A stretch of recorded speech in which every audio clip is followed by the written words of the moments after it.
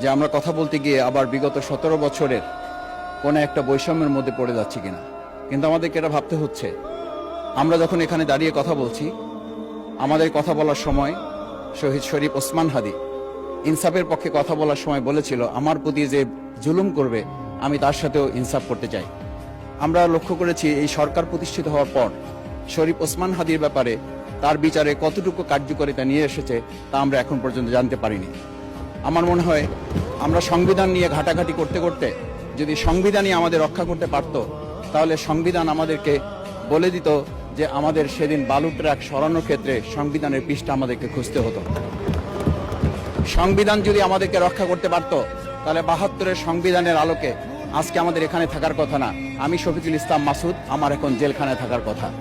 সংবিধান যদি মানতে হতো, তাহলে আমাদের মাননীয় প্রধানমন্ত্রী বাংলাদেশে থাকার কথা না, অন্য দেশের বাইরে থাকার কথা। সংবিধান মানতে হলে বর্তমান স্বরাষ্ট্রমন্ত্রীর এখন দেশের বাইরে থাকার কথা ছিল। সংবিধান মানতে হলে যে বাচ্চাদেরকে আজকে এখানে শিক্ষা দেওয়া হচ্ছে, দীক্ষা দেওয়া হচ্ছে, কিংবা তাদেরকে কোনো কোনো ক্ষেত্রে জাসদের সাথে তুলনা করা হচ্ছে, সেই বাচ্চাদের নিয়েই আমরা এই সরকার দলের লোকদেরকে, সরকার দলের সম্মানিত নেতৃবৃন্দকে আমরা চোখের পানিও ফেলতে দেখেছি। আবার কাউকে কাউকে কথা বলতেও শুনেছি যে এই সমস্ত বাচ্চাদের, আমরা তাদের শিক্ষার্থীদের আন্দোলনের সাথে আমাদের কোনো সম্পর্ক ছিল না।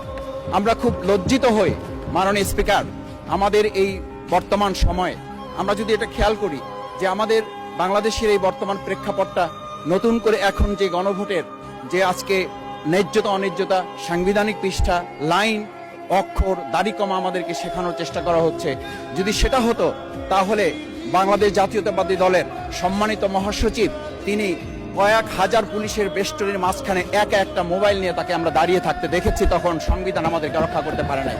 মাননীয় স্পিকার, আমি 350 মামলা নিয়ে 7 মাসের ব্যবধানে আপনিও আমার 2-1টা মামলাতে আপনি আমাকে সহযোগিতা করেছেন, সেটা এই সুযোগে ধন্যবাদ জানাতে চাই। আমার 350 মামলা জামিন করতে 7 মাস সময় লেগেছে, আমার বের হতে সময় লেগেছে 4.5 বছর।